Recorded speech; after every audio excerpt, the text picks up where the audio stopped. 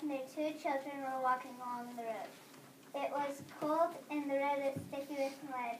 Though their feet were nearly frozen and they were terribly hungry, they trudged on until they came to a deserted log cabin with a fire in the fireplace and light in the windows. The travelers didn't know that the woman who owned the house had been killed by robbers. Let's go around to the back and see if these folks could spare some food or more. Here we are, like, all knocking on the door. Come in, come in. The family entered, but they didn't see anyone in the house. Hello, hello, is anyone here? No one answered her calls, but they were all cold and hungry. The husband and wife settled the children down and looked around a bit. Would you look at this? A hot fire with skillets just full of food, ready to be cooked and eaten? What do you make of this? I don't know, husband, but I am going to take off my wet shoes and stockings and get warm. While you're doing that, I think I'll take this pot and fetch some water for coffee. Once you're warm, why don't you just mix up some of that food for our dinner, maybe some corn bread and beans? We might as well. No one is here to tell us differently.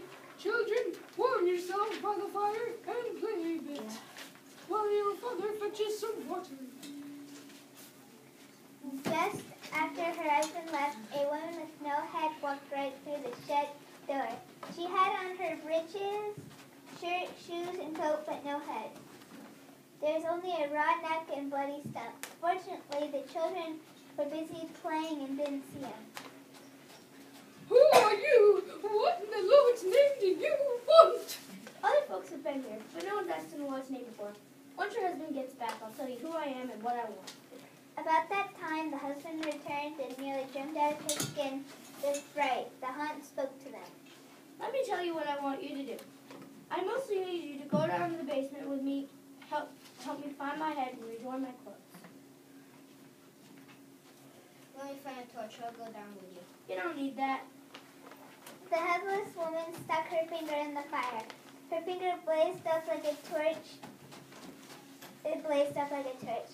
The wife told the children to stay by the fire while the haunt led her and her husband down the stairs, lighting the candlestick with her blazing finger.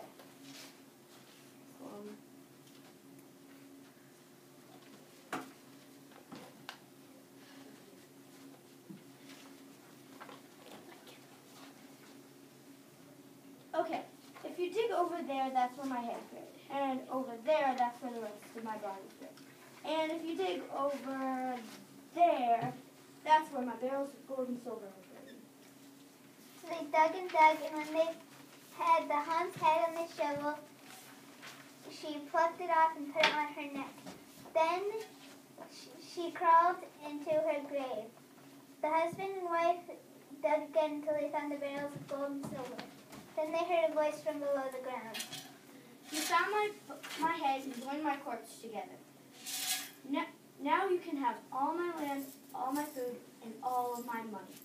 The husband and wife went back upstairs, and seeing that their children were still playing by the fire, washed up and began to cook their dinner. From that day forward, they lived in that house, had all the food, clothes, and money they needed, and the headless haunt never bothered them again. That ends.